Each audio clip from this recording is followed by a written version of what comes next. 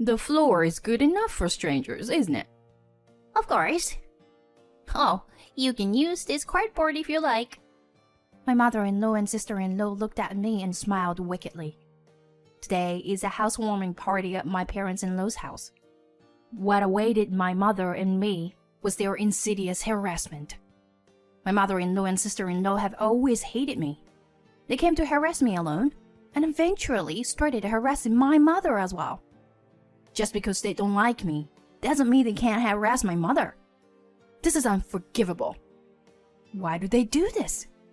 Just as I was about to get angry, one person's words changed the whole situation. My name is Kirsten. I am 30 years old. I live with my husband Stuart and our almost 3-year-old daughter Lisa. I have known Stuart since we were in college, and we got married in our second year of working together. After that, we had Lisa, and we are now living a happy life together. The apartment we are living in now is the same one we lived in before we got married.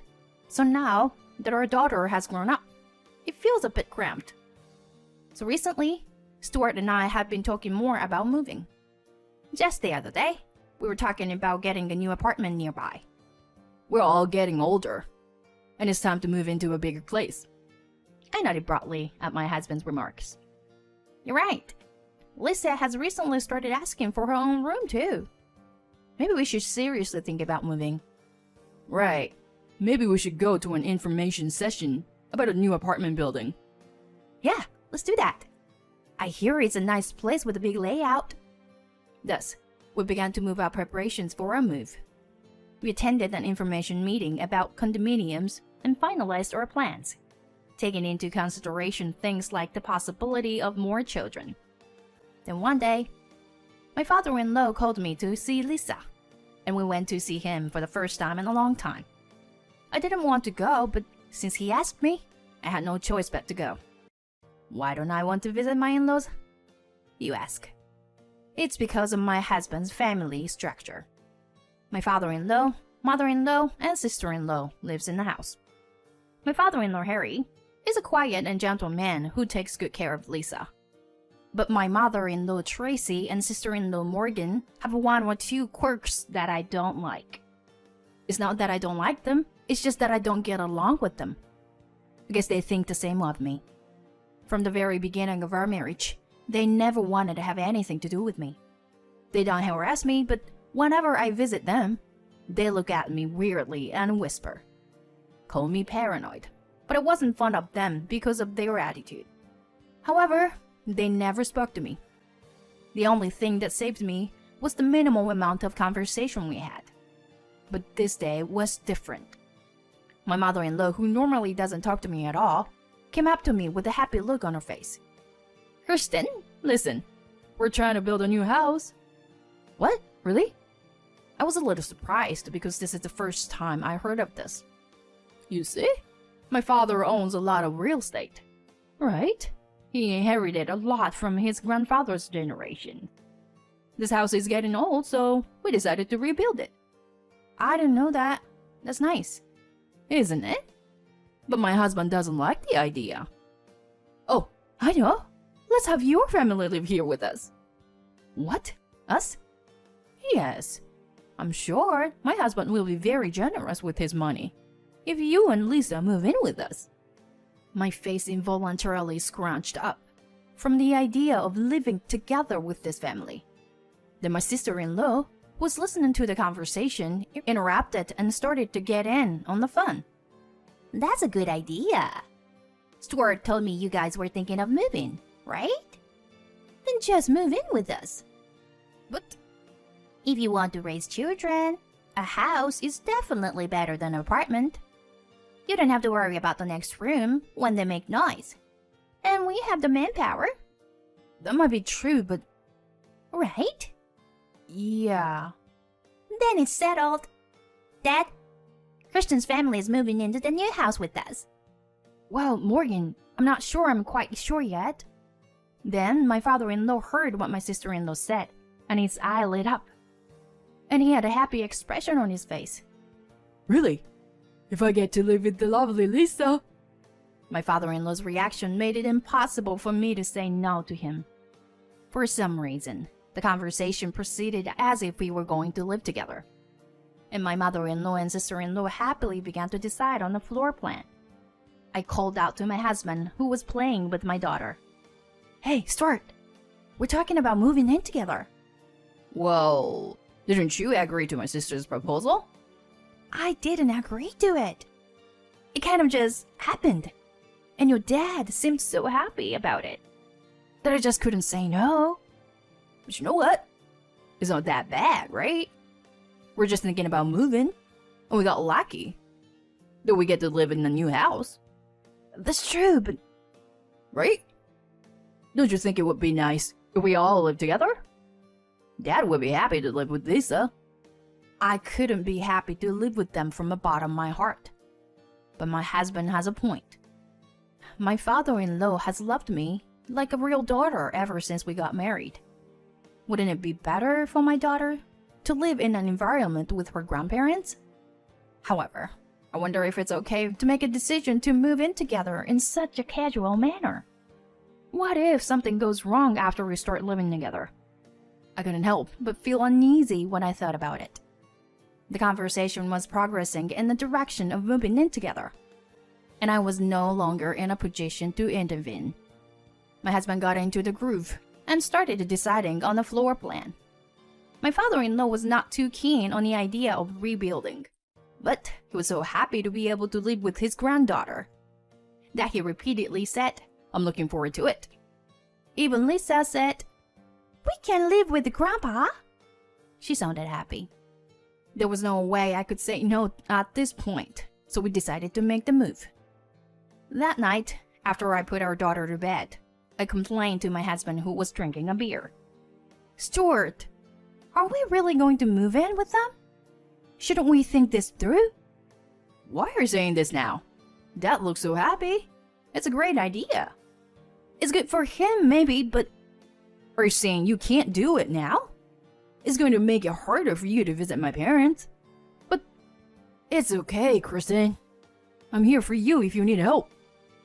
I was so taken in by my husband's words that I decided to move in with his parents. Soon, my fears became reality. A few months later, the reconstruction of my parents-in-law's house started. The original house was to be torn down, and a new house was to be built there, so my parents-in-law would be temporarily without a place to live. My father-in-law rented a monthly apartment near his workplace, and my mother-in-law and sister-in-law moved into our little apartment. I was told this 3 days before they were to move. My mother-in-law and sister-in-law moved in one by one without regard to my schedule. "Kristen, make me coffee." My unreserved mother-in-law's request made me furrow my brow. "I'm sorry, Tracy. It's already time to drop Lisa at daycare." "What? You can't listen to your mother-in-law?" "No, it's not that." Just when I was getting upset by my mother-in-law's pressure, my sister-in-law threw a tantrum. "You know, Christine, we're going to let you live in that house after the rebuilding is finished, so you should be more grateful to us." "But I don't have time." "You can be a little late to daycare, can't you? Make me a cup of tea too." "I can't. I also have to go to work." "Shut up. Do as you're told. If you don't, I won't let you live in our house." I had no choice but to put my bag down and start preparing tea as I was told. Tracy and Morgan are grinning and laughing like fools. Why am I in this situation? They never say such unreasonable things when Stuart is around. What am I supposed to do now that my schedule is all screwed up? Is this going to be my life forever if I move in with them? I can't stand it. However, I don't have the courage to rebel against my mother-in-law and her family. I was miserable at being at their mercy. My mother-in-law and sister-in-law do not work and are always at home. I couldn't find the right time to talk to my husband about it. I was running out of patience with the daily torment. Then one day, I was on my way to pick up Lisa from work when I received a phone call from my mother. "Hello, Kristen? Are you?" "Mom." "Hey, what's up? You don't seem well." "I've had it up to here. So I told my mother how frustrated I am. She heard me out, and then she said quietly, "Kristen, you need to tell Stuart these kind of things. But the house will be built soon. You haven't started living together yet. Why don't you go show Lisa's face to her grandpa for once?" "Yeah, okay. I'll talk to Stuart." With my mother's encouragement, I decided to tell my husband how I felt. I can't talk to him at home because my mother-in-law and sister-in-law are there, so I make a phone call right then and there. My husband had just left the office and asked me quickly what's wrong. I decided to get right to the point. "I can't live with your family after all." "What? What's wrong? What are you talking about?" "I'm being harassed by your mother and sister." "What?" "When you were not looking, they've been harassing me. They cause me so much stress. I can't live with them." "Hey, calm down. They should both at home right now, so we'll figure this out when the house is finished, okay?" "Okay." My parents-in-law's house is almost finished. I had no choice but to be patient until then. A few months later, the house was handed over to my mother-in-law and sister-in-law, who returned to their new home at that time. Today, they've invited us to their house for a housewarming party. Unfortunately, my husband is at work. My daughter is at daycare, so I'm the only one who can go since I'm off work. I don't know what kind of repercussions I'll face if I refuse. I was worried about going there alone, so I called my mother and asked her to come with me. When I met up with my mother and headed for the party, I found that the exterior of the house had been changed from the old house to something more modern. When I pressed the intercom, my father-in-law greeted me with a big smile on his face. His kindness eased my anxiety a little. But my relief was short-lived. My mother-in-law and sister-in-law smiled wonderfully when they saw me. "Oh, look, it's the no-good wife, Kristen." "Oh, yeah. And today she brought her mom along. Is your mom a no-good wife, too?" My mother and I were mortified by their words. My father-in-law shouted, "How dare you?" But the girls continued relentlessly. "Kirsten, I'm sorry, but we don't need you anymore. We only asked you to move in with us because we wanted a new home. And yes, we knew my dad would be thrilled to have you and his grandchild move in with him. And we knew he would be thrilled to get you a new place to live." "Well, why don't you sit down anyway? The floor is good enough for strangers, isn't it?" "Of course. You can use this cardboard if you want." They said that and threw a piece of cardboard at my mother and me. There was a moment. I opened my mouth quietly, desperately restraining my trembling body from exploding with anger that I had been keeping under wraps. "How dare you do this? I can't allow this to happen, no matter how much it cost." But the two of them were smiling and looking at me. How can I let my anger get through to these people? Then in the next moment, "You strangers, please get out of my house," my father-in-law said in a calm tone. At his words, my mother-in-law and sister-in-law said, "That's right. Get out." They chimed in. My father-in-law's eyes widened and he yelled at them, "Don't play with me. I'm talking about you strangers." "What?" "Dad? What kind of joke is this?" "Stuart told me that you both have been harassing Kristen, but I didn't think it would go this far. What's with your attitude when Kristen let you stay in her home until this house was built? Don't you feel any shame in doing such a stupid thing? You're misunderstanding." "That's right, Dad. Mom and I have been training Kristen to be a better wife." "Shut up. You two can't even do your own housework. How can you be so stupid as to invite Kristen to live with us and use her to build this house? I get my permission for a new house so that we could all live together happily." The smile on my mother-in-law's and sister-in-law's faces disappeared at the sight of my father-in-law's selfish expression. They were speechless, and my father-in-law shouted at them, "You are no longer family. I own this house, and I want you out of here." The girls turned and ran to me. They bowed down to my mother, and began to plead with me in a deliberate manner. Kirsten, do something about this. Yeah, if you don't do something, he'll throw me and my mom out. What are you talking about now? In response to my coldness, they began to explain. Please, convince him. Tell him that we should all live in together. If my dad gets any angrier, he won't be able to take it back, will he? Hurry up. Even after all this time, they still haven't apologized to me. I looked at my mother and thought it was ridiculous that I had to put up with this for so long. Now I have my father-in-law on my side. I had nothing to fear anymore, and I told them both in no uncertain terms. Cut the crap.